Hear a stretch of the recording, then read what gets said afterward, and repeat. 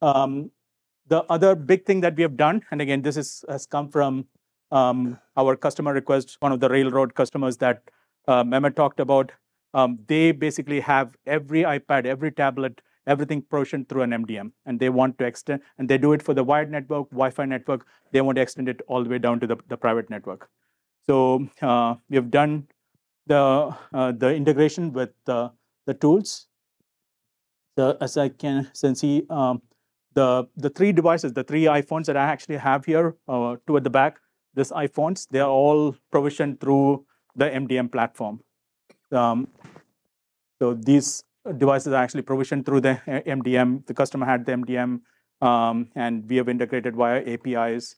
They give us the EID information. They give us the device information. We, depending on the subscription, what the customer buys, we package the ICC ID and sends it to the SMDP Plus server and the customer. So once they trigger from the MDM to refresh, it goes to SMDP Plus server and downloads that profile down to the phone. So all the devices that actually you see here, anything with eSIM, they're all provisioned via MDM. And what we have is AirWatch, but we have tested with JAMF and Intune platform as well. Okay. Very quickly on the AI ops and the device experience. So we demoed the device experience. We are looking at four main factors. One is the connectivity of the device, how the device is connecting all the time, how much time it takes to connect to the network.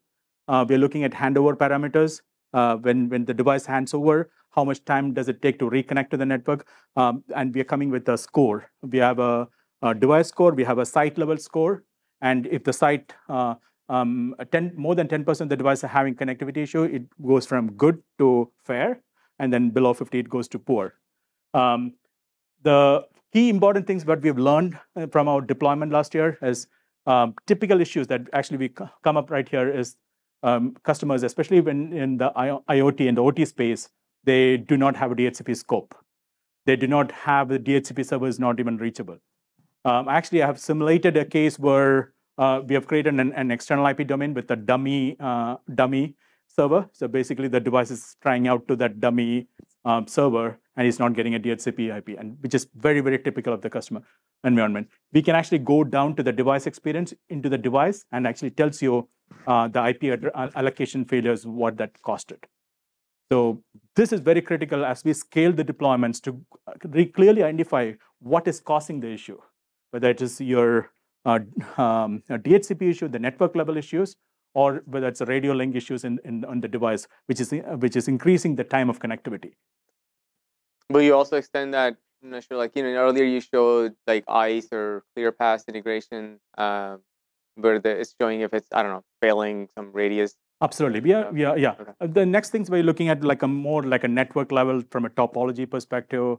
Then of course the radio level things like interference and blurs and all that stuff. Yeah. So this is one of our focus areas to take it to the next level. What about the integration with Palo Alto Networks? Like if you hit a policy, would that roll up here to the? Absolutely. That can definitely one of the key things that can come up in the device experience, and could be a security section that's under that AIOps page. Okay, and